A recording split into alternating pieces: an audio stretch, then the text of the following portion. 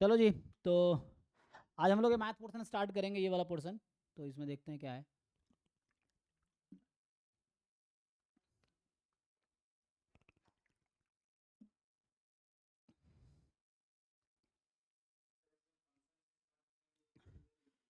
नहीं नहीं, शुरू से स्टार्ट करेंगे।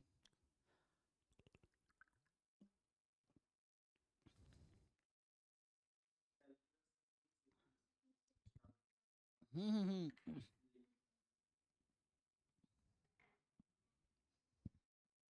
जिस ऑर्डर में है उसी ऑर्डर में करते हैं तो ईजी रहेगा। यहीं से स्टार्ट करते हैं। तो आज ये पार्ट डिस्कस करते हैं, ये तीनों। फाइनाइट, काउंटेबल, अनकाउंटेबल क्या होता है ना। सो देखो, तो ये आता है सेट थ्योरी में। तो अगर आप सेट की बात करेंगे, पहले तो मुझे ये बताओ सेट का डेफिनेशन क्या है। हालांकि इतना डिटेल में हम डिस्कस नहीं करेंगे। बेसिक आप लोग क्या जानते हो सेट का definition? Hmm. Well defined collection of object, simple है ना। तो हमें क्योंकि इतना सेट में नहीं वो करना, हमें मेनली एक सेट दे रखा होगा, डिसाइड करना है कि वो फाइनाइट है या काउंटेबल है या अनकाउंटेबल है। तो सिंपल है। A well defined collection of object is called set. अब वेल डिफाइंड कलेक्शन क्या होता है कि जिसकी मीनिंग सबके लिए, जो मीनिंगफुल चीज़ें हों, जिसकी मीनिंग सबके लिए सेम हो, है ना। ऐसा नहीं मेरे लिए डिफरेंट हो आपके लिए डिफरेंट हो, तो वो वेल डिफाइन नहीं हुआ। वेल डिफाइन मतलब प्रॉपर्ली नोन है, जो कि सबके लिए मीनिंग जिसकी सेम रहेगी, ये है। सो सिंपली अगर आप है ना एग्जाम्पल लिखेंगे कोई भी, जैसे ए अगर सेट लिख लेते हैं, सेट ऑफ नेचुरल नंबर मान लीजिए एग्जाम्पल के लिए। अब मैथमेटिक्स के लिए या तो ऐसा कुछ और भी लिख सकते हैं आप, बी जैसे set of reverse in India, of India. इस तरह से और भी कुछ बना सकते हैं, तो इस पर ज़्यादा हम नहीं जाएंगे। हमें मेनली ये डिसाइड करना है कि सेट की क्या क्या कैटेगरीज हैं। तो देखो, सेट में जैसे क्या है, सेट हो सकती है फाइनाइट सेट। फाइनाइट सेट की दो कैटेगरी है। फाइनाइट सेट की क्या है फर्दर, या तो सेट फाइनाइट होगा या इनफाइनाइट होगा, है ना। अब फाइनाइट सेट की दो कैटेगरी है, क्या क्या है। सो ये,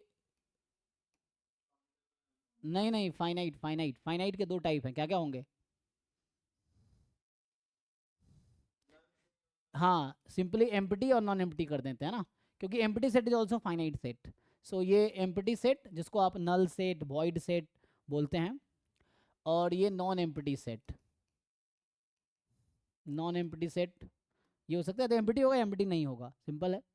और इन्फानाइट में भी दो कैटेगरी है। इन्फानाइट में है काउंटेबली इन्फानाइट, और यह है अनकाउंटेबली इन्फानाइट। ये चीज़ है। तो काउंटेबली इन्फानाइट या अनकाउंटेबली इन्फानाइट। अब इन सब टर्म्स को मुझे डिफाइन करना है, तो यहाँ से एक वर्ड आता है, है ना। एक वर्ड आएगा काउंटेबल सेट और अनकाउंटेबल सेट। तो यहाँ एक टर्म आएगा, इसके अलावा इसमें ये वर्ड यूज नहीं हुआ ना, एक है काउंटेबल सेट और एक होगा अनकाउंटेबल सेट, है ना। ये चीज़ है। सो काउंटेबल क्या होगा और अनकाउंटेबल क्या होगा।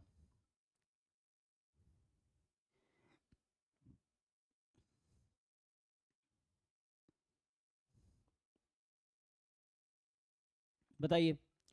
तो काउंट इधर पहले हमने क्लास में डिस्कस किया, जब हम लोग डिस्क्रीट और कॉन्टिन्यूस रैंडम वेरिएबल डिस्कस कर रहे थे, तो ये सब पार्ट हमने डिस्कस किया है तब भी। तो जैसे एक बार चूंकि सिलेबस में है, तो हम लोग एक बार इसको फिर से रिकॉल कर लेते हैं, फिर मैं क्वेश्चंस कराऊंगा मेनली, जैसे एग्जाम में क्वेश्चन आते हैं, तो हम लोग वो डिस्कस करेंगे, ठीक है।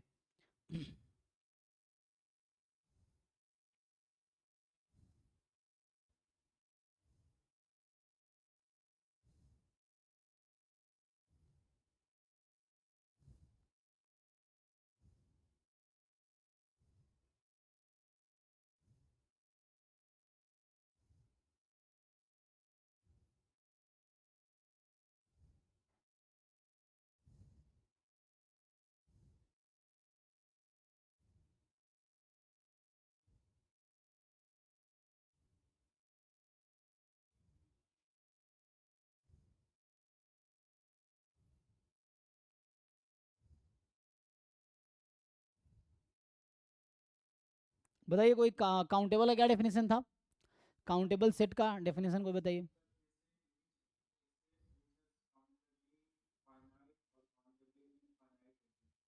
जो फाइनाइट है या काउंटेबली इनफाइनाइट है, हाँ सिंपल है, या तो फाइनाइट नंबर ऑफ एलिमेंट है या काउंटेबली इनफाइनाइट, वही चीज़ है।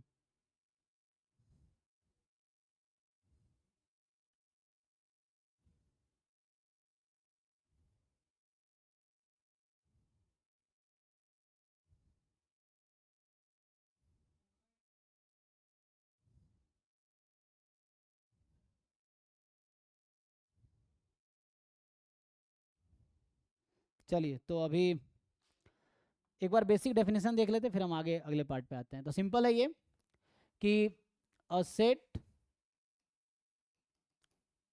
विच इज फाइनाइट और काउंटेबली इनफाइनाइट है, या तो फाइनाइट सेट है या काउंटेबली इनफाइनाइट है, ये डेफिनेशन है ना, या काउंटेबली इनफाइनाइट है। और यहाँ पे अनकाउंटेबल सेट है, तो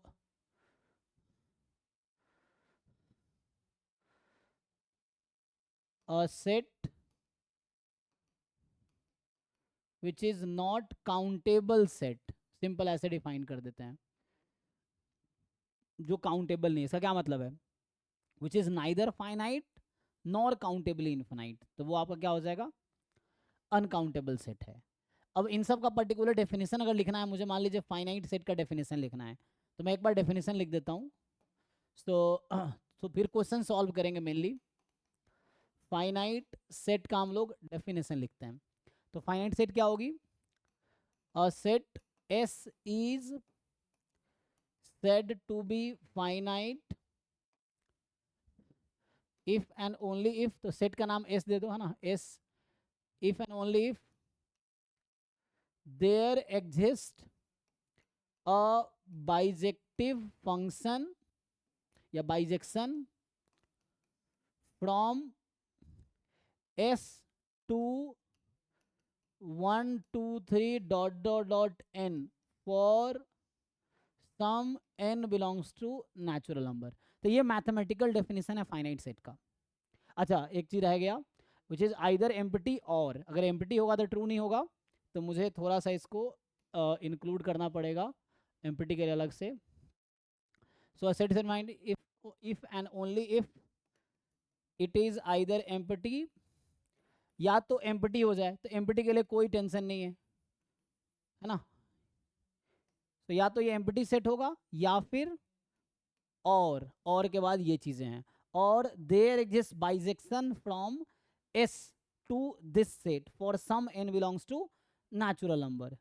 सो अगर मान लो से एक एलिमेंट है तो n को 1 ले लेंगे, अगर s में 2 एलिमेंट है तो n को 2 ले लेंगे, s में अगर 3 एलिमेंट, चाहे वो 3 एलिमेंट कुछ भी हो, s में अगर 3 एलिमेंट है, जैसे एग्जांपल के लिए मैं आपको सिंपली बताऊं कि एक सेट a है मेरा, जिसमें है a b c, चलो मैं z तक पूरा इंग्लिश के अल्फ़ाबेट लिख दिया मैंने। ए में क्या है, 1 से लेके जेड तक है। अब मुझे प्रूफ करना है मैथमेटिकली, इस डेफिनेशन के अकॉर्डिंग जस्टिफाई करना है कि ये फाइनाइट सेट है, तो मैं क्या करूंगा, सो हम लोग एक फंक्शन बना देंगे, यस, है ना, सो ए बी से लेके आप जेड तक चले जाएंगे, यहाँ 1 2 से लेके आप 26 तक ले लेंगे। तो इसने कहा है फॉर सम, फॉर ऑल नहीं है ना, फॉर सम मतलब, फॉर सम का मतलब देयर एग्जिस्ट होता है कि कोई भी एक ऐसा एन चूज कर लो जिसके लिए बाइजेक्टिव हो गया तो काम हो गया आपका। तो यहाँ मैं क्या करूंगा, सिंपल एक फंक्शन बनाऊंगा, कहाँ से, ए से लेके 1 2 3 अप टू एन तक, इसने कहा for some n natural number, तो वो एन आप चूज कर लो जो सुटेबल है, 26 चूज कर लेते हैं। तो ये मतलब प्रूफ है, अगर कोई मैथमेटिकली, हालांकि गेट में प्रूफ करना नहीं पड़ता है, बस आपको खुद को जस्टिफाई करना है, खुद को कन्विंस करना है, ये चीज़ है। सो ये एक बाइजेक्टिव फंक्शन है, यहाँ एफ जो है, F is a bijective function, और ये देयर एग्जिस्ट कह रहा है, एक फंक्शन आपने ढूंढ लिया, इनफ है। तो ये डेफिनेशन है, देयर एग्जिस्ट। हाँ आप एक बार फंक्शन लोअर क्लास से देख लेंगे तो इजी रहेगा, है ना, जो 11 12 में JEE में जो फंक्शन टॉपिक था, तो वो उसमें हेल्प करेगा, limit, continuity, differentiability, differentiation, integration, ये सब क्लास 11 12 और JEE में जो लिमिट कॉन्टिन्यूटी डिफरेंशिबिलिटी से रिवाइज कर लेंगे तो यहाँ आपको हेल्प करेगा वो, नहीं तो फिर बेसिक वीक रहेगा तो प्रॉब्लम होगी। तो उसको रिवाइज कर सकते हैं आपकी मैंने अब जैसे ये डिस्कस नहीं किया बाइजेक्टिव क्या होता है, क्योंकि ये बेसिक लेक्चर में ऑलरेडी डिस्कस कर रखा है जब हम शुरू में करा रहे थे बैच 0 बैच 1 जो चलाया था हमने, उसमें वही बेसिक हम पढ़ा रहे थे। बैच 0 में एनसीईआरटी कराया था, मतलब ओवरव्यू दिया था, पूरा डिटेल में नहीं कराया था। और बैच 1 में जेडबलई वाले हमने चीज़ों को,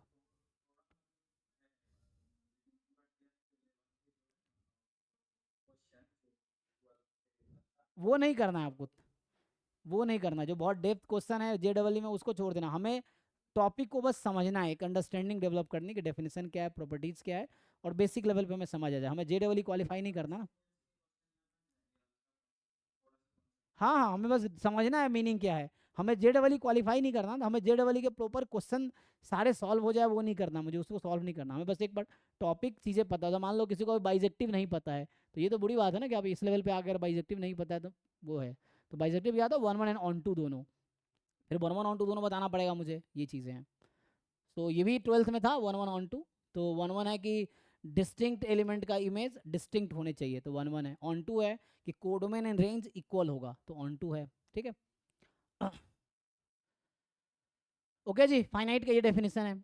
अब मैं काउंटेबली इनफाइनाइट का अगर डेफिनेशन लिखूं तो क्या होगा? काउंटेबली इनफाइनाइट सेट, तो ये क्या होता है? A set S is said to be countably infinite if and only if, ये एस की बात कर रहा हूं, there exist a bijection from s to set of natural number, या set of natural number to s, ये भी चलेगा। ठीक है ना? सो s टू नेचुरल नंबर। ठीक है, एग्जाम्पल के लिए जैसे मैं बोल रहा हूँ set of integer is countably infinite. ठीक है ना? काउंटेबली इनफाइनाइट अगर मैं ये बोलूँ, तो मुझे क्या करना होगा? दिखाना पड़ेगा कि एक फंक्शन है f जो सेट ऑफ इंटीजर से नेचुरल नंबर में बाइजेक्टिव है। तो मान लो मैं ऐसा ले लूँ f ऑफ n। अब तुम ऐसा कंसिडर करो, क्या लेना चाहोगे? सो तो हम लोग एक, मैं n से z में बनाता हूँ फंक्शन। अगर n से z में बनाता हूँ ना, सो हाँ अभी जेड से नहीं बनाता, कोई दिक्कत नहीं है, अब उल्टा भी कर सकते हैं।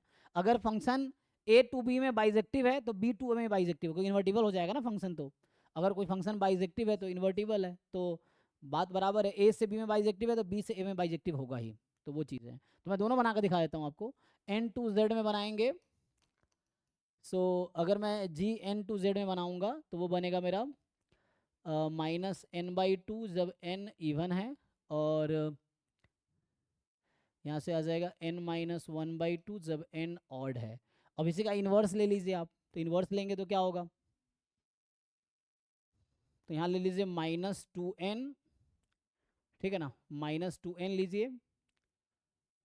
यहाँ से हमने क्या किया? y ले लिया, तो y क्या है? इवन लिया मैंने ना, तो y बराबर 2n। तो इन्वर्स इमेज क्या होगा? n 2y -2y हो जाएगा। ठीक है, n की वैल्यू है। सो n को अगर आप इवन लोगे तो क्या बन जाएगा? इमेज क्या क्या आएगी? चलो मैं बोलता हूँ, जब n मेरा, यहाँ से सारी वैल्यू नेगेटिव आएगी ना, जब n नेगेटिव इंटीजर है। सो जो भी नेगेटिव इंटीजर है उस पर बात कर रहा हूँ मैं। जब n इज़ नेगेटिव इंटीजर, तो ये मैं ऐसा बोल देता हूँ, जब n की वैल्यू है -1 -2 डॉट डॉट डॉट। ठीक। अच्छा, उसमें क्या क्या बनता मेरे पास? और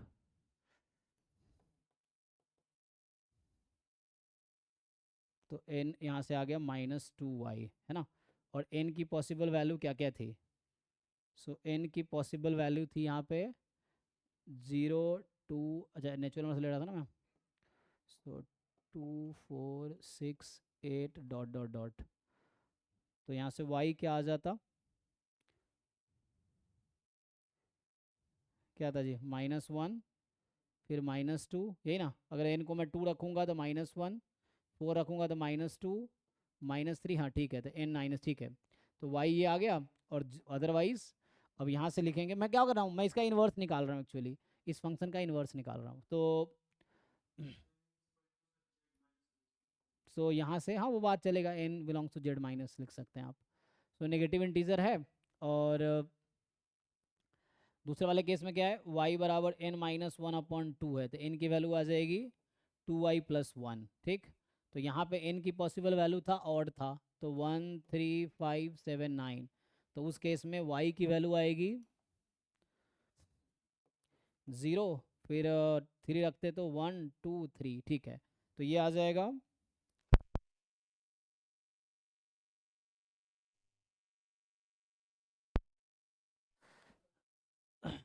अभी ये वाईफाई संभल पाया कि नहीं? अच्छा फिर ठीक है, तो अचानक लाइट चली गई।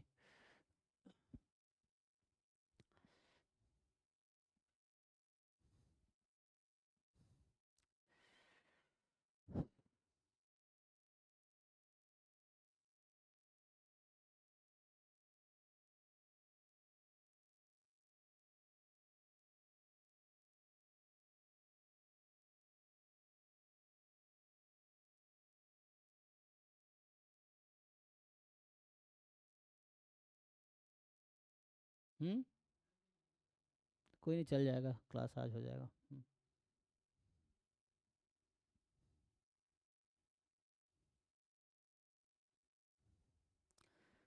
ठीक है ना, तो ऐसे ही अब बाकी काउंटेबल इनफाइनाइट डिफाइन कर ही दूंगा, तो उसके बाद अनकाउंटेबल तो उसका कॉम्प्लीमेंट ही होता है। मेनली क्वेश्चन है, मैं क्वेश्चन लिखूंगा, मेन आप क्वेश्चन सॉल्व कर पाओगे नहीं कर पाओगे ये इंपॉर्टेंट है, क्योंकि एग्जाम में तो क्वेश्चन आएंगे, 4 ऑप्शन होगा, आपको चुनना होगा कौन सा काउंटेबल है कौन सा अनकाउंटेबल है, ये चीज़ है। तो वो डिसाइड कर पाना इंपॉर्टेंट है कि आप डिसाइड कर पाओगे कि नहीं कर पाओगे। तो उसके लिए कुछ रिजल्ट्स हैं जो मैं लिखूंगा अभी। चलो, तो ये लिख रहा था मैं यहाँ से, तो यहाँ से आपके पास आ जाएगा ये 2 -2y था ना, उल्टा जो दूसरा लिख रहा था मैं, तो सेकेंड वाला जब मैं लिख रहा था तो क्या बनेगा, है ना, तो वहाँ से लिखेंगे हम y बराबर 2, है ना, 2n+1 लिख दीजिए। 2n+1 जब n की वैल्यू 0 1 2 डॉट डॉट डॉट। तो आप चेक कीजिए दोनों बाइजेक्टिव है, जी भी बाइजेक्टिव है, तो यहाँ आप नोट कर सकते हैं। सो या चेक कर लो, चेक दैट, आप खुद चेक करके देखो, या वेरीफाई दैट, चेक या वेरीफाई कर लो, क्योंकि ये तो है ही, आप बस वेरीफाई कर लो, verify that F and G are bijective function. एक दूसरे का इन्वर्स भी है एक्चुअली, तो ये बाइजेक्टिव फंक्शन है, जी भी बाइजेक्टिव है, एफ भी बाइजेक्टिव है, तो ये आपके पास बाइजेक्टिव फंक्शन आ गया।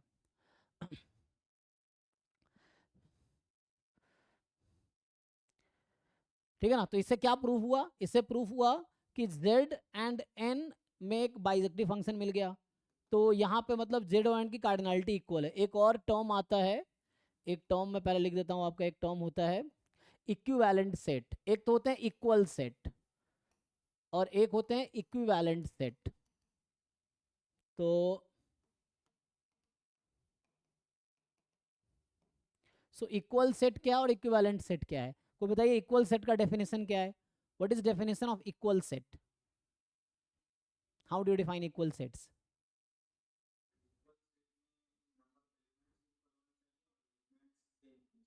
मतलब दोनों में सेम नंबर ऑफ एलिमेंट्स होंगे, तो two sets are equal if and only if they have exactly same elements, not same number of element, they have exactly same elements। ये डेफिनेशन है। आप ये रिजल्ट जानते होंगे सिंपली कि a is equal to b if and only if a is subset of b and, और नहीं and b is subset of a, है ना, दोनों इक्वल होगा, अगर ए बी का सबसेट है बी ए का सबसेट है तो इक्वल हो जाएगा। अब आते हैं इक्विवेलेंट सेट पे। इक्विवेलेंट सेट का क्या डेफिनेशन है? हाँ, कार्डिनलिटी इक्वल है ना। So two sets are equivalent if and only if they have equal number of elements, so they have equal number of elements, या दे हैव सेम कार्डिनलिटी। इससे better मैं ऐसा लिखूं, कार्डिनलिटी मतलब नंबर ऑफ एलिमेंट के, दे have same cardinality. अब ऐसा समझिए, दे हैव सेम कार्डिनलिटी। अब ये कार्डिनलिटी क्या होता है कि उस सेट में कितने एलिमेंट्स हैं, तो उस वो कार्डिनलिटी होती है। तो फाइनाइट की कार्डिनलिटी कोई फाइनाइट नंबर आएगी, इन्फिनाइट की कार्डिनलिटी का नोटेशन है, जैसे काउंटेबली इन्फिनाइट है। हाँ जी जी जी, तो इक्वल सेट हमेशा इक्विवेलेंट होगा, इक्विवेलेंट सेट जरूर नहीं इक्वल होगा जी, ठीक है ना। तो two sets are equivalent if and only if they have same cardinality. इस पे अगर आप थ्योरम लिखेंगे तो इसका ये मतलब है, जो मैं थ्योरम लिख रहा था ना, तो थ्योरम है कि A and B are equivalent set if and only if there exists a bijective function या there exists a bijection between a and b, या from a to b, या लिख लो between a and b। तो between a and b a से b bijective दिखा दो या b से a दिखा दो, बराबर है। so there is a bijection between a and b। so अगर दो सेट इक्विवेलेंट है तो a से b में हमें एक बाइजेक्टिव फंक्शन मिलेगा। जैसे अभी मैंने प्रूव किया था पिछले उसमें कि नेचुरल नंबर एंड इंटीजर का सेट इक्विवेलेंट है, natural number and set of rational number भी इक्विवेलेंट होगा, रियल नंबर एंड कोई भी इंटरवल इक्विवेलेंट होगा। तो इक्विवेलेंट का मतलब उसमें कार्डिनलिटी इक्वल है उसकी। तो कोई भी दो फाइनाइट सेट जिसमें सेम नंबर ऑफ एलिमेंट है उसके बीच आपको वो मिल जाएगा, बाइजेक्टिव फंक्शन मिल जाएगा। इन्फिनाइट में दो काउंटेबल सेट है तो उसके बीच आपको एक बाइजेक्टिव फंक्शन मिल जाएगा, ठीक है ना। तो इनडायरेक्टली आप समझिए काउंटेबल सेट का क्या डेफिनेशन था, काउंटेबल इनफिनाइट का, कि वो सेट जो सेट ऑफ नेचुरल नंबर के इक्विवेलेंट होता है ना, ये चीज़ है। तो आइए हम यहाँ आते हैं फाइनाइटली काउंटेबल इनफिनाइट। तो ये मैंने यहाँ प्रूव किया है कि z एंड n के बीच एक बाइजेक्टिव फंक्शन मिल रहा है, मतलब z and n are equivalent set, दोनों इक्विवेलेंट है, मतलब कार्डिनलिटी दोनों की इक्वल है। Even set of rational number भी काउंटेबल है, set of irrational number uncountable है, set of real number uncountable है, ठीक है, इस तरह से। तो नोटेशन की बात कर रहा था मैं, तो जो काउंटेबली इन्फिनाइट सेट है उसका नोटेशन एलिफ नॉट यूज होता है, और जो काउंट अनकाउंटेबल सेट है उसका कंटिन्यूम एक नोटेशन है जो यूज होता है जनरली। तो लोग ये कहते हैं, मान लो कि सेट ऑफ नेचुरल नंबर की कार्डिनलिटी क्या है, तो ये जब मॉड लगा रहा हूँ उसका मतलब कार्डिनलिटी लिख रहा हूँ, है ना, ये कार्डिनलिटी का नोटेशन है। तो ये लोग एलिफ नॉट एक नोटेशन है जो किसी भी काउंटेबल सेट की कार्डिनलिटी होगी। अगर पूछेगा सेट ऑफ रियल नंबर की कार्डिनलिटी क्या है, तो इसका एक नोटेशन स्मॉल सी आता है, जैसे एक नोटेशन है, सी मतलब कंटिन्यूम, कंटिन्यूम का मतलब है कि ये एक नंबर है जो रिप्रेजेंट कर रहा है कार्डिनलिटी ऑफ अनकाउंटेबल सेट। जैसे यही कार्डिनलिटी होगी सेट ऑफ रैशनल नंबर की, यही कार्डिनलिटी होगी सेट ऑफ इंटीजर की, यही कार्डिनलिटी होगी सेट ऑफ कॉम्प्लेक्स नंबर की, यही कार्डिनलिटी होगी किसी इंटरवल की। इनफैक्ट कोई भी इंटरवल आप ले लो तो उसकी कार्डिनलिटी भी सेम है। ये मॉड नहीं लिख रहा हूँ, ठीक है ना, यहाँ मॉड का मतलब है कार्डिनलिटी। सो हम यहाँ लिखेंगे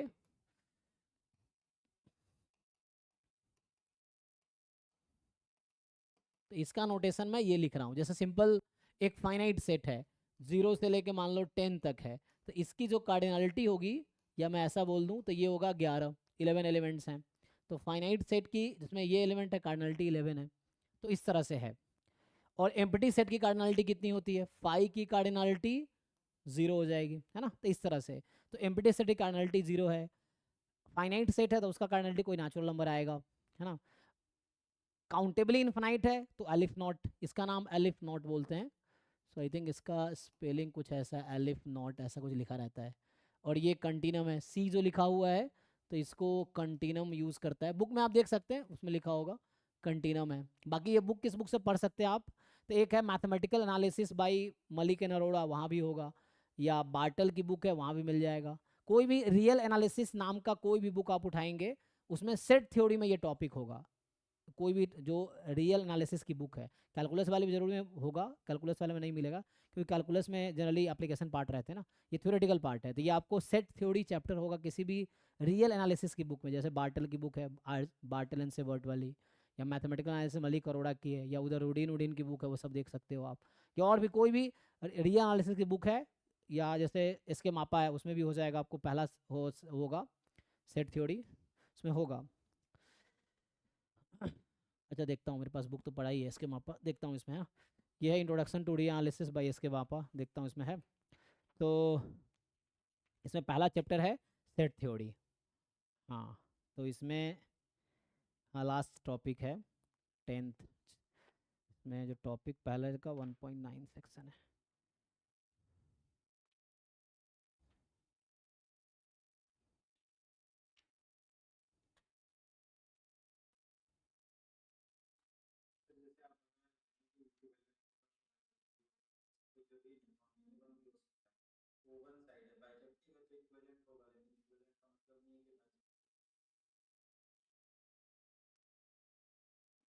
क्या बोल रहे हो आप?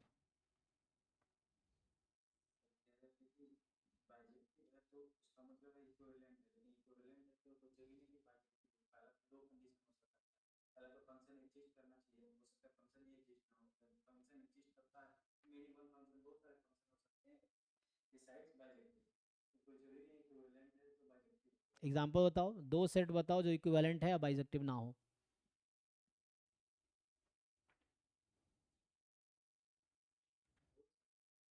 एक बताओ ना एग्जाम्पल, बहुत सारे क्या है, एक एग्जाम्पल बताओ। You tell me one example कि दो सेट जो इक्विवेलेंट है लेकिन उसमें बाइजेक्टिव फंक्शन नहीं मिल रहा है।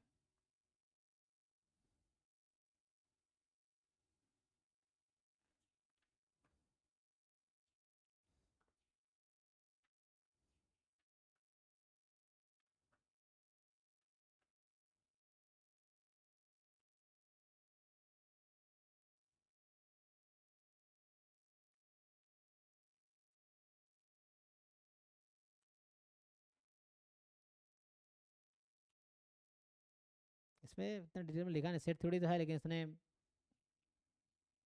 लिखा नहीं है, देखता हूँ और आगे।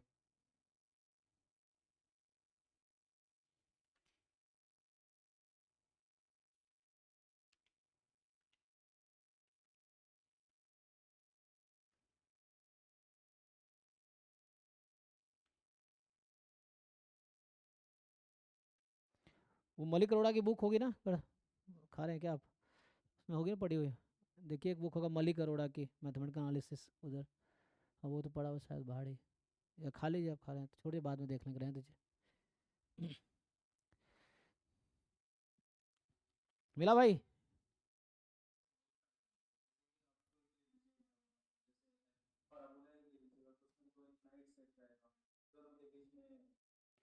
पैराबोला एक सेट है कि फंक्शन है? सेट फंक्शन सेम होता है।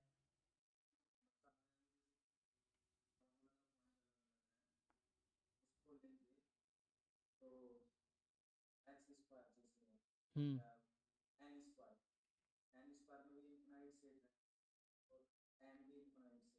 हम्म। हम्म। तो इक्विवेलेंट नहीं है वो, तो इक्विवेलेंट नहीं है, इसमें क्या दिक्कत है? तो इनफाइनाइट एलिमेंट तो इक्वल हो जाएगा। अरे भाई तुम कहाँ से आए हो, पता नहीं चल रहा तुम्हें। ये नेचुरल नंबर भी इनफाइनाइट है, रियल भी इनफाइनाइट है, तो इक्विवेलेंट है।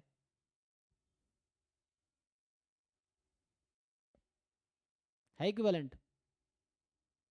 हमने ये कहा कि दो इनफाइनाइट सेट है इक्विवेलेंट होगा, ऐसा कभी कहा मैंने अभी तक?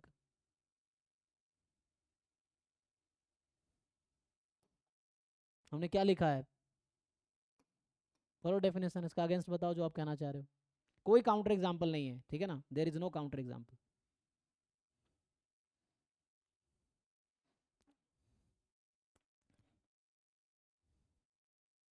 Set of natural number, set of integer, दोनों इक्विवेलेंट इसीलिए है क्योंकि दोनों काउंटेबल है।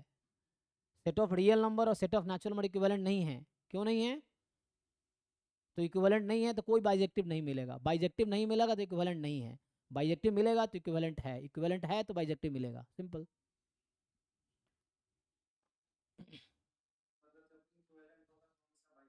वो डेफिनेशन ही है, यहाँ देखने आपको इफ एंड ओनली इफ लिखा हूं मैं, ये थ्योरम है।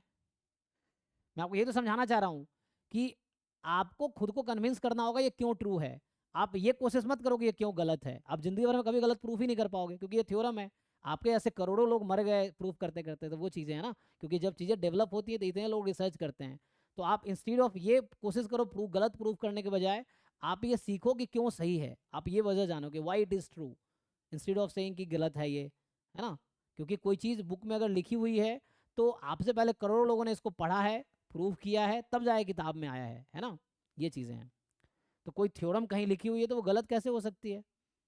तो आपको खुद को इम्प्रूव करना है, यहाँ इम्प्रूव करने की ज़रूरत नहीं है, आप बुक चेंज करने की ज़रूरत नहीं है, आपको खुद को इम्प्रूव करने की ज़रूरत है ना। ये चीज़ आप ये समझो क्यों ऐसा है। ये अच्छा है कि ठीक है आप ट्राई कर रहे हो, लेकिन आप देखो कि वो आप जो सोच रहे हो वो सही भी है कि गलत है। ऐसे ही कुछ भी बोलने से थोड़ी मतलब होगा, तो आपको सोचना पड़ेगा कि क्यों। आप फिर आपको ये भी सीखना पड़ेगा आप जो बोल रहे हो गलत क्यों है, तो इससे आपको सीखने को मिलेगा। आप जो एन स्क्वायर पॉइंट बोल रहे हो, एन क्या है, नेचुरल नंबर है, तो ये काउंटेबल सेट है। और जो पैराबोला का पॉइंट है वो अनकाउंटेबल सेट है, तो कैसे इक्विवेलेंट हो सकता है। तो इक्विवेलेंट नहीं है इसलिए बाइजेक्टिव नहीं होगा, ठीक है ना।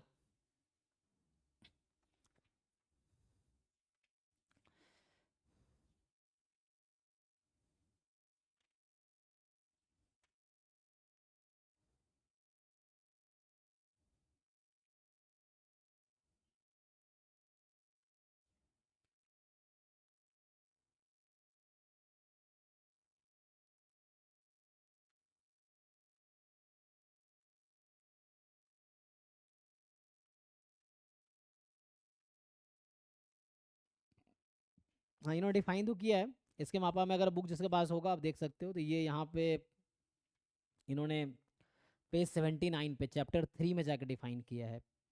तो ये लोग लिखते हैं ई न्यूमरेबल सेट या डी न्यूमरेबल, तो ये काउंटेबली इन्फिनाइट का ना आप बुक्स में देखेंगे ये दूसरा डेफिनेशन यूज़ करेगा वर्ड।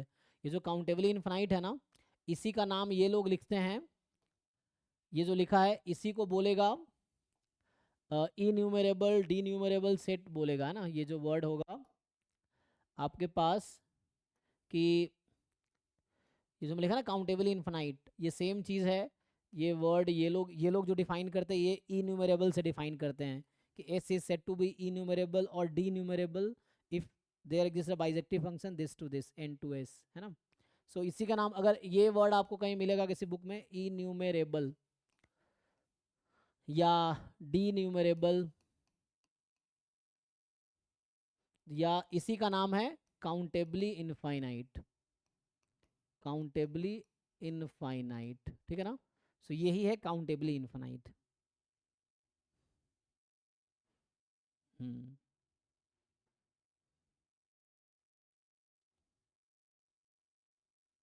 ठीक है, तो यहाँ जैसे देखो अब ये क्या कहना चाह रहा है थैंक यू। तो सो यहाँ पे है ना, ये मैं अभी इसी को देख लेता हूँ जो मैं लिख रहा हूँ। तो इसमें कुछ एग्जाम्पल इन्होंने दिया है।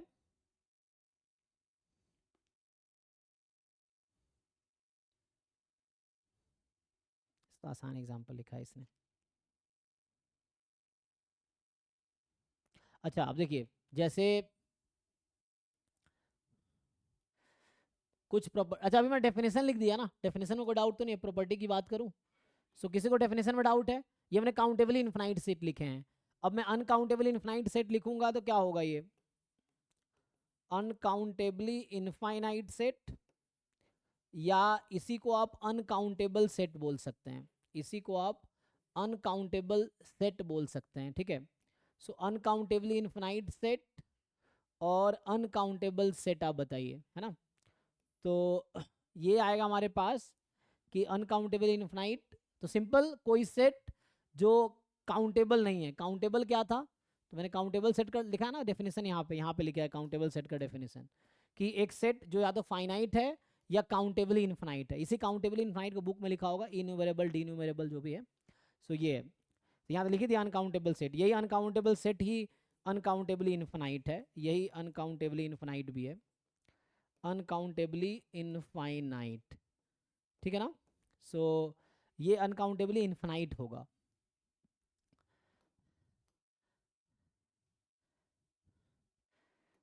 देखो किसी वर्ड में डेफिनेशन में डाउट, ये मैं सबको डिफाइन कर दिया हूँ जस्ट। फाइनाइट सेट क्या है, सिंपल उसके 1 to n में ये फाइनाइट सेट का मैंने डेफिनेशन लिखा मैथमेटिकली कि एस से यहाँ तक एक बाइजेक्टिव फंक्शन मिलेगी। फिर हमने काउंटेबली इन्फिनाइट को डिफाइन किया, एम्प्टी सेट का मतलब पता ही है जिसमें एक भी एलिमेंट ना हो, फाइनाइट है, नॉन एम्प्टी है, दैट लीस्ट वन एलिमेंट होगा। फिर काउंटेबली इन्फिनाइट है तो उसका डिफाइन किया, अनकाउंटेबली जो काउंटेबल नहीं है वो अनकाउंटेबल इन्फिनाइट है या अनकाउंटेबल है। अब मैं आपसे अगर पूछूं जैसे, चलो एक क्वेश्चन लिखता हूं मैं कि which of the following sets are uncountable, is are uncountable, ठीक है ना, इज आर अनकाउंटेबल। पहला है सेट ऑफ नेचुरल नंबर, दूसरा है, अब देखो एक नोटेशन है ये 2 की पावर n का मतलब है, तो यहां मैं रिमार्क में बता देता हूं, जैसे ये सेट लिखा होगा, सो पावर सेट ऑफ s का जो नोटेशन बुक्स में यूज करता है, पावर सेट आप लोग जानते होंगे, सेट ऑफ ऑल सबसेट्स, किसी सेट का पावर सेट क्या होता है, जितने भी सबसेट लिख के उसका एक नया सेट बना दीजिए, तो collection of all subset is called power set. तो ये जो नोटेशन मैं यूज कर रहा हूं ये है आपके पास पावर सेट का नोटेशन है।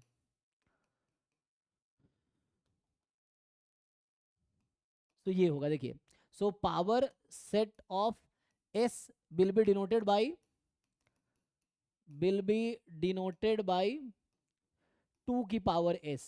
ये 2 की पावर s क्यों, इसका वजह भी आपको पता होगा कि एक सेट में अगर n एलिमेंट है तो उसके पावर सेट में कितने एलिमेंट होते हैं, 2 की पावर n, तो वही वजह है, इसलिए ये नोटेशन यूज करते हैं हम लोग, ठीक है ना। सो नोटेशन होगा कि power set of s will be denoted by 2 की पावर s, तो 2 की पावर s जहां भी लिखा होगा 2 की पावर कोई सेट है, नंबर नहीं है ना, तो 2 की पावर s का मतलब वो पावर सेट की बात कर रहा है, पावर सेट ऑफ s। तो मैं पूछ रहा हूं इनमें से बताइए कौन कौन सा सेट अनकाउंटेबल है।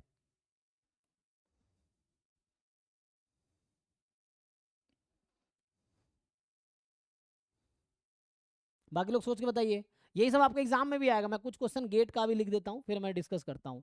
जैसे मैं यहाँ पे अगर ढूंढूं, चलो कुछ क्वेश्चन देखते हैं कैसे गेट में आए हुए, जरा चेक करते हैं गेट में कैसे कैसे क्वेश्चन हैं। तो अभी हम लोग ये ओपन किए थे ना, देखते हैं गेट में इस पे कैसे क्वेश्चन आए, थोड़ा थ्योरी उसके हिसाब से मैं डिस्कस करूंगा। तो बाकी नेट वाला असाइनमेंट में भेज दूंगा, नेट वाले बहुत सारे क्वेश्चन ऐसे हैं आप चेक कर सकते हो वहाँ पे। सो काउंटेबल अनकाउंटेबल बना रखा है उसने, देखना पड़ेगा, एनालिसिस वाले में होगा।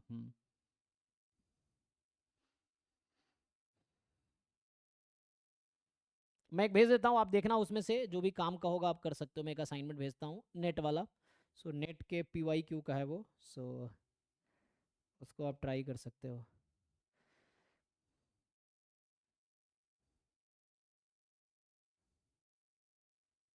और ड्राइव में देख सकते हो, ड्राइव में कोई यूजफुल मिलेगा जो हम टॉपिक कर रहे हो ग्रुप में भेज दिया करो तुम लोग भी, ताकि बाकी लोगों का थोड़ा हेल्प हो सकता है। सो जैसे ये है function of equivalent of sets,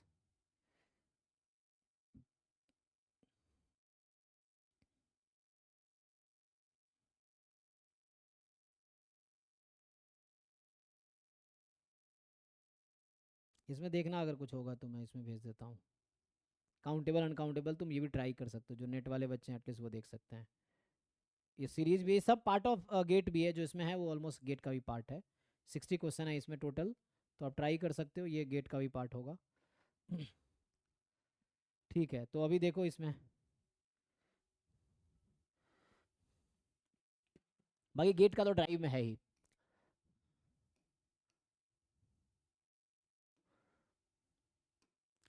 इतना काउंटेबल सेट सर्च करते हैं।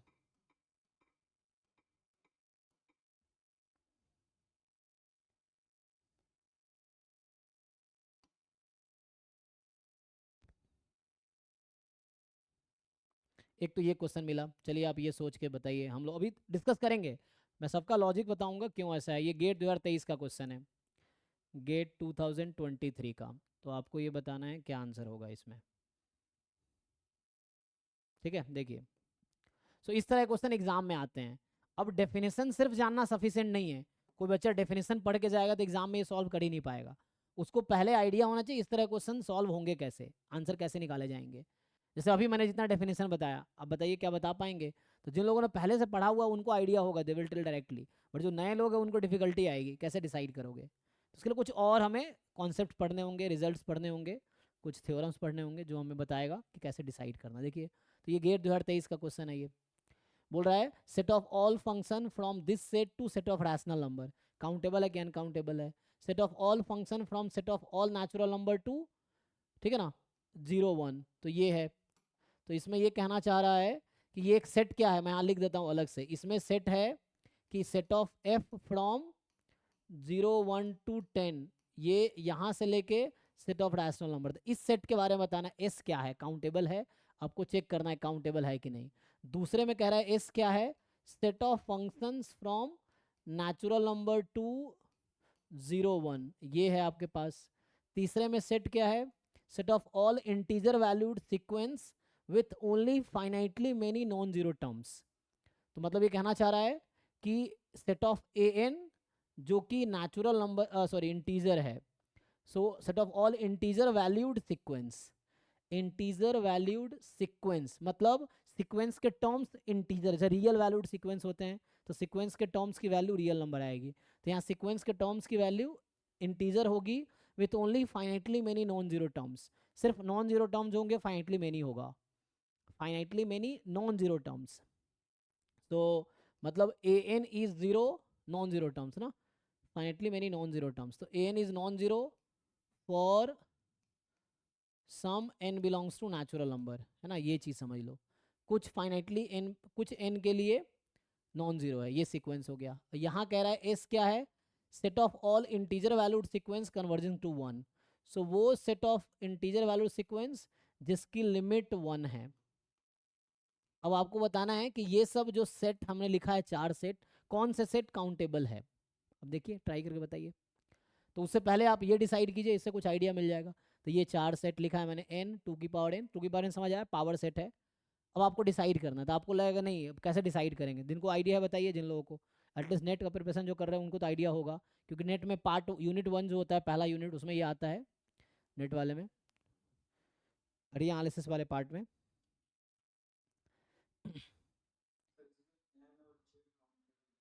हाँ राइट, क्योंकि हमने अभी है ना, अभी देखा है कि उसमें काउंटेबल है, सही है। अनकाउंटेबल है, यस। तो क्वेश्चन है कैसे, हम कैसे इसको जस्टिफाई कैसे करेंगे, हाउ टू जस्टिफाई।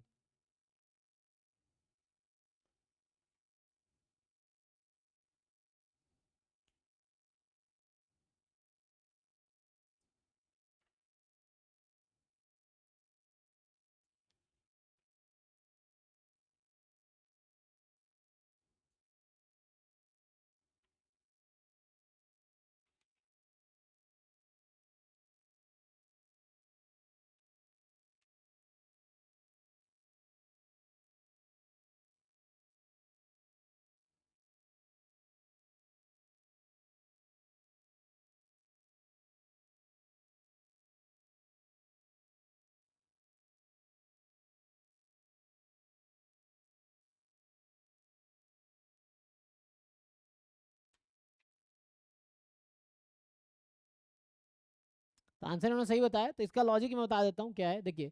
तो ये हमें पूछा, हमने पूछा था कौन सा अनकाउंटेबल, मैंने ये पूछा था, तो ये दोनों अनकाउंटेबल होगा। इसकी वजह क्या है, तो एक थ्योरम है, एक थ्योरम ये है।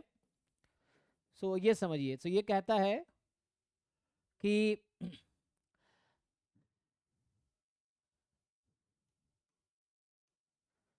देयर इज नो बाइजेक्शन या there is no bijective function from set S to power set of S.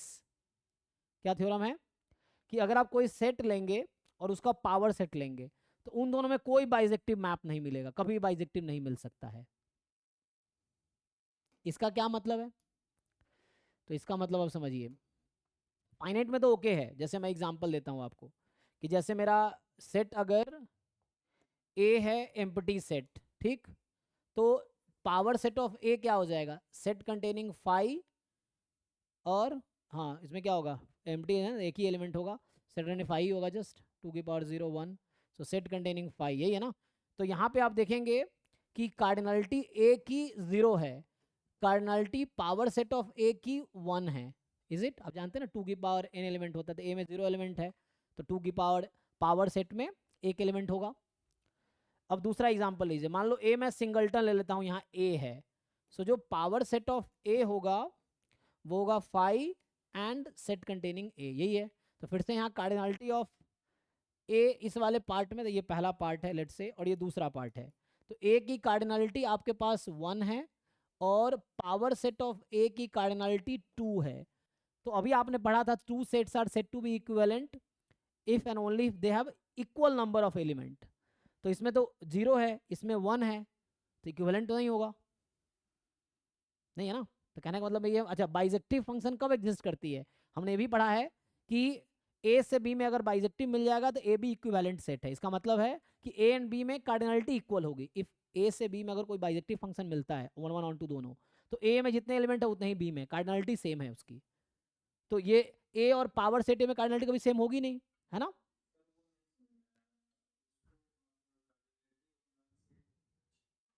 जैसे ये एम्प्टी सेट है ना, कुछ नहीं है, इसका मतलब ये कुछ नहीं है ना, इसका मतलब होता है खाली है बॉक्स। ये जो बॉक्स है आपका खाली है, ये तो मतलब एम्प्टी सेट का ना, ये चीज़ है, तो इसी को एम्प्टी सेट लिखते हैं। जैसे एक सेट में कुछ नहीं है, तो मतलब एम्प्टी सेट में 0 एलिमेंट है, तो उसके पावर सेट में कितने एलिमेंट होंगे, 2 की पावर 0, 2 की power 0 1। So what is that element, that is the same itself. मैं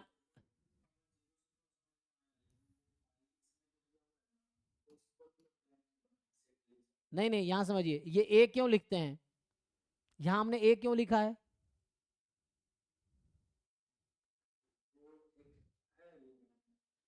every set is subset of itself, right. तो empty set is also subset of itself, तो इसलिए इसके अंदर फाई लिखा है मैंने। ये जो फाई है, अब फाई से प्रॉब्लम तो आप ए लिख लो, ये चीज़ है। कहाँ है, मैं फाइट काउंट कर रहे हैं जी, पावर सेट है ना। पावर सेट क्या होता है, what is definition of power set, चलिए। तो ए है मेरा एम्प्टी सेट, इसका ये एक्चुअली एम्प्टी सेट है, इसका नोटेशन है empty set. So power set of A क्या होगा, जिसका मैंने नोटेशन लिखा 2 की पावर ए, तो क्या होता है ये। सो ए का सबसेट कौन सा है, what is subset of A here. अरे भाई, तो ए का सबसेट ए है, तो पावर सेट होता है कलेक्शन ऑफ सबसेट ऑफ ए। तो ए के पास कितने सबसेट हैं यहाँ पे, तो एक सेट का कलेक्शन ले लो ना, हो गया। अब यहाँ पे आपको जाकर सबसेट पढ़ना पड़ेगा, इसको पढ़ने के लिए आप जाओ क्लास 11th का एनसीईआरटी उठाओ, वहां पे ये लिखा हुआ है class 11th NCERT chapter 1। NCERT download करो, क्लास 11th का चैप्टर 1 पढ़ो, उसमें इसका आंसर मिल जाएगा आपको। पहला टॉपिक सेट है, आगे जाके वो सबसेट पढ़ाया है, second topic may be exercise I think may be उसमें होगा, आई थिंक 1.3 होगा सबसेट, 1.3 या 1.4 होगा, 1.3 होगा। अब जाके देखिए वहाँ पे पढ़िए, ऐसा समझ आएगा आपको सबसेट। सो इसमें है कि ए में अगर एलिमेंट ए बी है, सो व्हाट इज पावर। अब ये पावर सेट पढ़ाना पड़ रहा है, ये तो बहुत मतलब बुरी बात है ना कि वो पावर सेट बताना पड़ रहा है।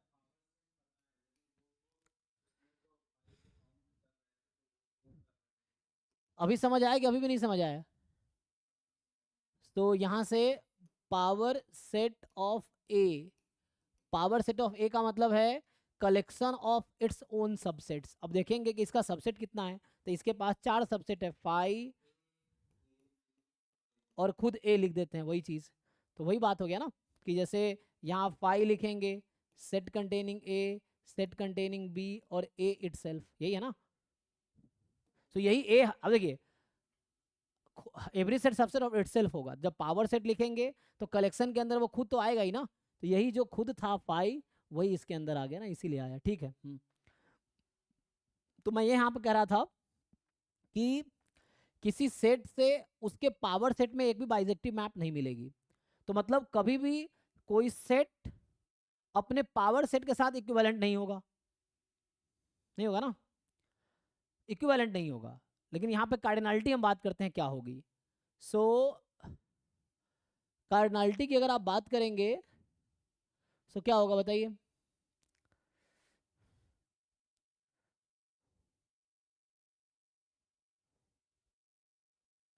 तो देखो, ये जो 2 की पावर n है, उसकी कार्डिनलिटी n के कार्डिनलिटी की इक्वल तो आएगी नहीं, क्यों नहीं आएगी। मैं कह रहा हूँ कि कोई सेट खुद के पावर सेट के साथ इक्विवेलेंट नहीं होगा, तो सेट ऑफ नेचुरल नंबर अपने पावर के साथ इक्विवेलेंट नहीं होगा। और सेट ऑफ नेचुरल नंबर में काउंटेबली मेनी एलिमेंट है, तो पावर से तो बहुत ज़्यादा एलिमेंट होगा, और चूंकि हमने देखा कि वो इक्विवेलेंट तो हो नहीं सकता है, तो पावर से के पास क्या चॉइस है फिर? अगर वो बाइजेक्टिव फंक्शन मिल जाता तो 2 की पावर n भी काउंटेबल हो जाता, एक्चुअली हो जाता ना, ये चीज़ है। लेकिन यहाँ पे तो इसीलिए ये दोनों अनकाउंटेबल है, क्योंकि ये जो तुम्हें बताना चाहता हूँ, पावर सेट ऑफ जो काउंटेबल सेट्स होंगे वो अनकाउंटेबल हो जाएगा ना, पावर ऑफ अनकाउंटेबल जो काउंटेबली इन्फिनाइट सेट है वो अनकाउंटेबल हो जाएगा। तो कहने का मतलब ये है कि यहाँ पे मैं लिख रहा हूँ कि थ्योरम क्या होगा, थ्योरम आएगा मेरे पास,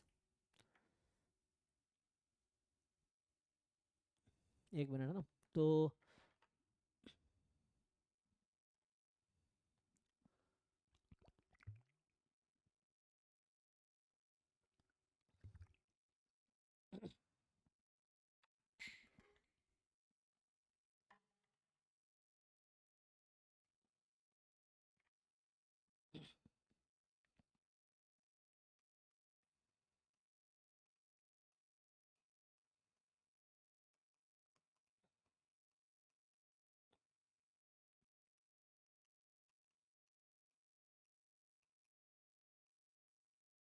ठीक है। सो कोई काउंटेबल इनफाइनाइट सेट है तो उसका पावर सेट अनकाउंटेबल होगा। तो इस लॉजिक से आपको ये समझ आ गया कि यहाँ पे इस क्वेश्चन में कि n और z दोनों काउंटेबल इनफाइनाइट सेट है तो इसका पावर सेट अनकाउंटेबल सेट होगा। ठीक है, तो यहाँ से ये दोनों अनकाउंटेबल है। आइए जरा इस क्वेश्चन में आते हैं। अब ये डिसाइड कर पाएंगे अभी, ये थोड़े और थ्योरी बताना पड़ेगा। देखो जरा, ये तुम डिसाइड कर पाओगे? देखो आप लोग सॉल्व कर पाओगे क्या?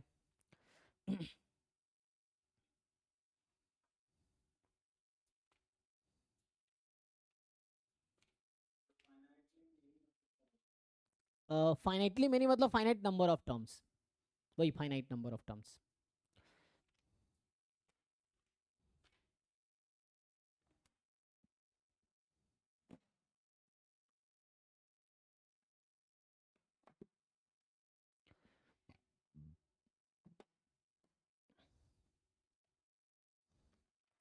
ये मलिक अरोड़ा, ये भी बुक देख सकते हो, इसमें अगर होगा mathematical analysis bye S C Malik and Savita Arora, ये DU में प्रोफेसर थे, ये लोग आई थिंक क्रोडीमल में थे। तो कहाँ थे? नहीं, SGTB खालसा कॉलेज में थे ये, है ना, GTB नगर में है ये। ओके,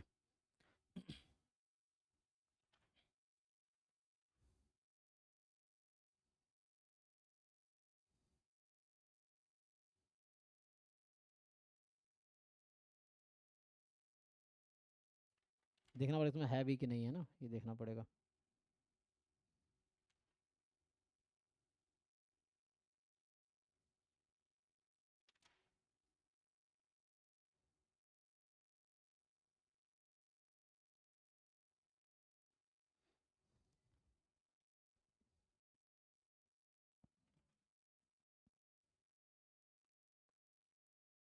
बताओ भाई, किसी को समझ आ रहा है, पल्ले पड़ रहा है तो बताओ आंसर।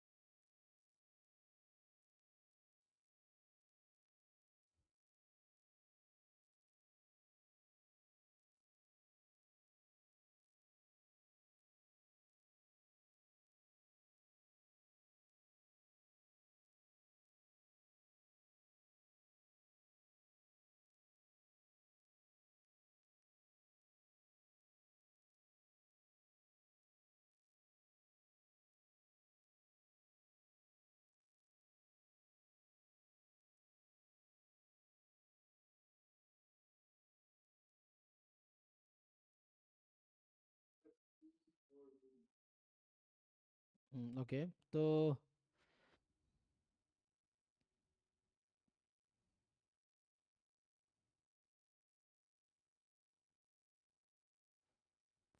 चलो इससे पहले हम कुछ प्रॉपर्टीज और लिखा देता हूँ तो आपको आसान हो जाएगा। जैसे एक दो थ्योरम्स हैं कि मान लो ऐसा है, late S1 is countable set. ठीक, तो काउंटेबल सेट मतलब फाइनाइट होगा या काउंटेबली इनफाइनाइट होगा। एंड आपको बता रखा है जो S2 है वो सबसेट है S1 का। देन S1 के बारे में क्या बोल सकते हैं, S2 सब सॉरी S2 के बारे में क्या बोल सकते हैं, S1 तो काउंटेबल है, तो S2 है ना, क्योंकि काउंटेबल का सबसेट है तो फाइनाइट होगा या एटमोस्ट काउंटेबल हो सकता है, तो S2 भी काउंटेबल ही होगा। ठीक है, फिर जैसे और थ्योरम्स आता है, आप लोग कार्टेशियन प्रोडक्ट जानते होंगे। सो ये होता है countable union of countable set is countable. इसका क्या मतलब है, या पहले तो एक लो फाइनाइट यूनियन, उसके बाद काउंटेबल यूनियन पे आता हूँ। So finite union of countable set is countable. तो इसका मतलब ये हो गया, दैट इज, अगर मैं आपको दूसरे वर्ड्स में लिख के दिखाऊं, सो दैट इज, मान लीजिए S1 S2 up to Sn are countable set for some n belongs to natural number. ठीक है, then S1 union S2 up to Sn is also countable. Even intersection भी होगा, तो यूनियन लार्जर सेट है तो intersection भी होगा। ठीक है ना। फिर जैसे इसी के इक्विवेलेंट अगर आप बात करें, मतलब ये बेसिक प्रॉपर्टीज हैं। जैसे अगर लिखता हूं मैं कि यहाँ पे कि इफ S2 इज अनकाउंटेबल, या S1 लिख देता हूँ, मान लीजिए S1 is uncountable and S1 subset है S2 का, तो S2 के बारे में क्या बोल सकते हैं, S1 अनकाउंटेबल है, ठीक है ना, और उससे लार्जर सेट है, लार्जर इन द सेंस कि, है ना, सो अनकाउंटेबल ही होना पड़ेगा, तो ये बहुत बेसिक है। सो S2 इज अनकाउंटेबल सेट हो जाएगा आपका S2 को। और थ्योरम है, हाँ कुछ नहीं बोल सकते।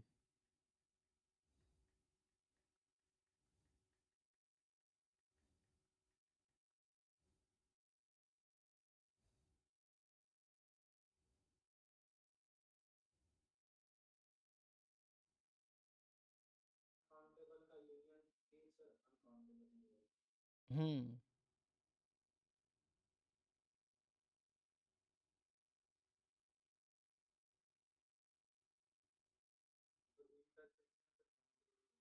कुछ भी हो सकता है, हाँ।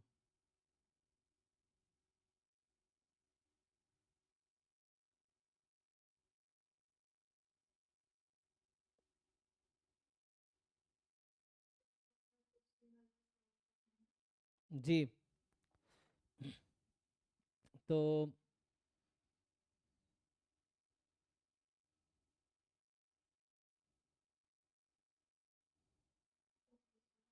ठीक है ना, तो अब यहाँ पे क्या है कि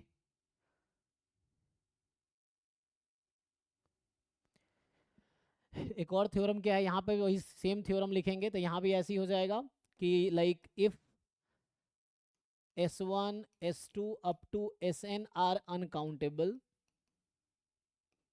देन इसका यूनियन लेंगे तो ऑब्वियसली अनकाउंटेबल ही होगा क्योंकि अनकाउंटेबल है ना। सो देन इट्स यूनियन जो होगा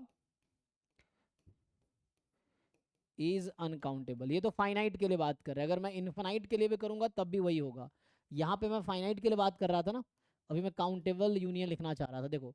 सो ये था फाइनाइट यूनियन, इसी थ्योरम को मैं एक्सटेंड करूंगा तो यहाँ लिख रहा था countable union, countable union of countable set is countable. हाँ, क्योंकि फाइनाइट में इनफाइनाइट इंक्लूडेड नहीं है, काउंटेबल में काउंटेबली इनफाइनाइट भी तो इंक्लूडेड है ना। सो यहाँ मतलब ये हुआ कि S1 S2 S3 dot dot dot dot dot, अब यहाँ एंड नहीं है, इसका एक एंड था, है ना, यहाँ कोई एंड नहीं है, हो सकता है कि तो ये फाइनाइट ये है। देन और ये सब क्या है, ये सब काउंटेबल सेट है, आर काउंटेबल सेट्स। यहाँ पे ये मतलब है कि S1 इज यहाँ फिक्स नहीं है ना, नंबर ऑफ सेट इन्फिनाइट हो सकता है, ये मतलब है।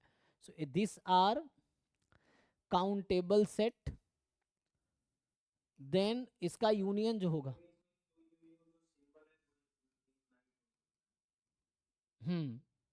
सो ये जो यूनियन है S1 से, मतलब इसका मतलब S1 union S2 union dot dot dot, they are, then ये जो होगा ना, ये क्या होगा, काउंटेबल होगा, ये भी काउंटेबल होगा। इसका मतलब ये था, दैट इज मैं लिख रहा हूँ मतलब, that is S1 S2 dot dot dot, they are infinitely many sets and they are all countable, तो उसका यूनियन जो होगा वो भी काउंटेबल होगा। लेकिन तो यहाँ मैं काउंटेबल यूनियन की बात कर रहा हूँ, अब मैं बात करूंगा काउंटेबल प्रोडक्ट की। तो सेट को मल्टीप्लाई कर सकते हैं तो उसका बोलते हैं कार्टेशियन प्रोडक्ट। आप लोग को आइडिया होगा how to find Cartesian product. जैसे A क्रॉस B लिखते थे हम लोग, तो ऑर्डर पेयर ए बी, जहाँ A belongs to A। So जैसे मैं यहाँ पे इसको मैं सॉल्व करूंगा, इससे पहले मैं कुछ थ्योरम लिखाता हूँ।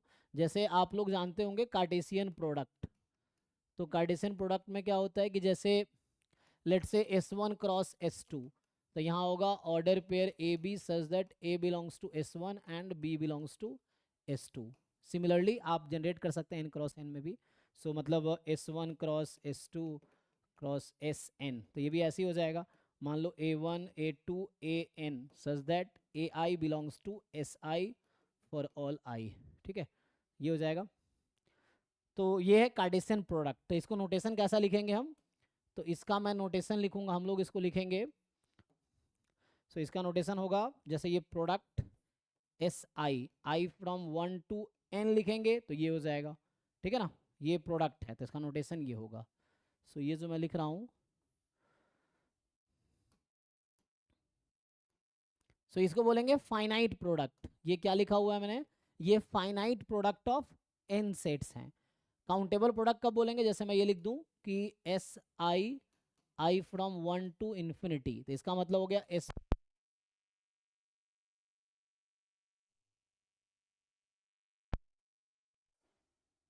ओके, वो इन्वर्टर जवाब दे रहा है एक्चुअली।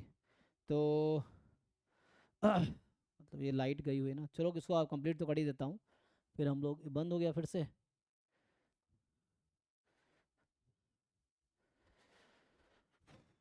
लोड ज़्यादा है,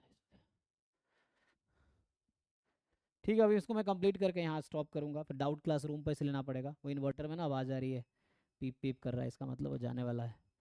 तो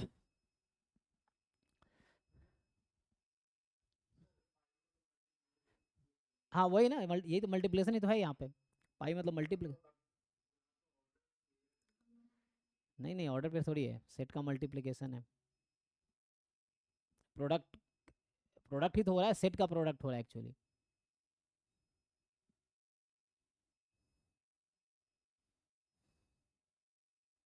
लगता है यहीं रोकना पड़ेगा क्लास, मैं इसको अगले क्लास में कंटिन्यू करता हूँ, तो ये पूरा सेट हो जाएगा, इसको फिर दिक्कत हो जाएगी। तो अभी मतलब यहीं स्टॉप करता हूँ, या कल इसको कंटिन्यू करता हूँ यहीं से। तो आप लोग थोड़ा पढ़ के आओ, काउंटेबल अनकाउंट, हाँ लैपटॉप से लेना पड़ेगा, उसके लिए इसको बंद करता हूँ, है ना, तभी 10 मिनट क्लास कर सकते हैं, या फिर रूम पे जाना ही पड़ेगा मुझे ना, यहाँ तो लाइट ख़त्म हो जाएगी। तो मैं क्या लिख रहा था थ्योरम, इसको कंप्लीट कर देता हूँ, क्योंकि वो शट डाउन हो जाएगा ना, वो पीप पीप कर रहा है, इसका मतलब अचानक अब सीधा अब बंद होगा तो चालू भी नहीं होगा। ये है, अभी तो हो गया ऑन।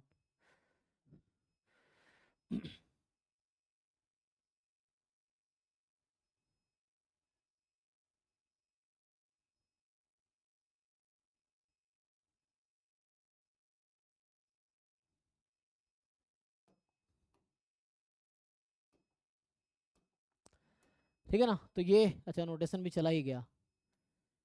अरे इसको रहने दो, तो क्लास खत्म हो जाएगा, फिर वो लोग रात को कैसे सोएंगे। अभी इसको स्टॉप करो, नहीं तो क्लास खत्म हो जाएगा। हाँ अभी अपलोड होगा ये वीडियो, हाँ अभी ठीक है, मैं डाउट क्लास लूँगा अभी लैपटॉप से 10 मिनट बाद। हाँ हाँ ये अपलोड होगा, अभी अपलोड कर दूंगा अभी, ठीक है ना। मेनली ये लोड तो स्मार्ट बोर्ड ले रहा है ना।